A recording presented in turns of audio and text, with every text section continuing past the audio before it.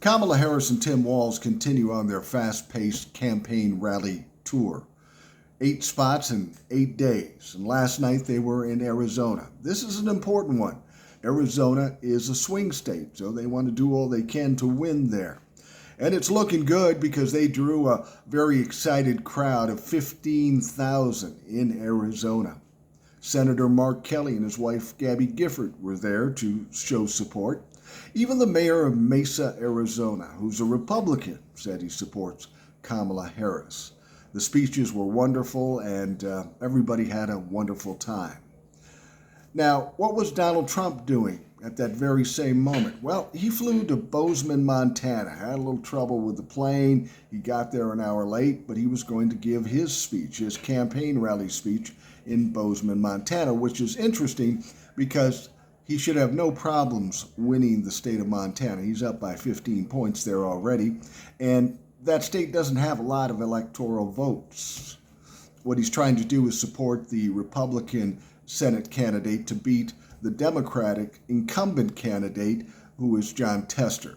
It's about revenge. It's about vindictiveness. That's how Donald Trump does things. But as we're watching how these campaign tours are going, we see that Donald Trump isn't getting out much. Every so often, or maybe he'll walk down to the lobby of the Mar-a-Lago and do a press conference like he did the other day.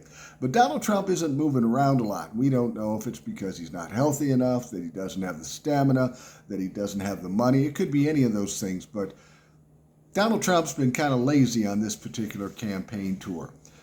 But you know what? I think Kamala Harris and Tim Walz have come up with a good idea as far as an approach to the rest of this campaign. If you listen to Donald Trump, he'll tell you about all the disasters that might befall us if we vote Democrat. The world's going to end, World War III, the economy will crash. It's always negative when you're listening to Donald Trump. Now, Kamala Harris and Tim Walz could do the same thing. Oh, it'd be horrible if Donald Trump were to win. But instead, they're taking the positive side.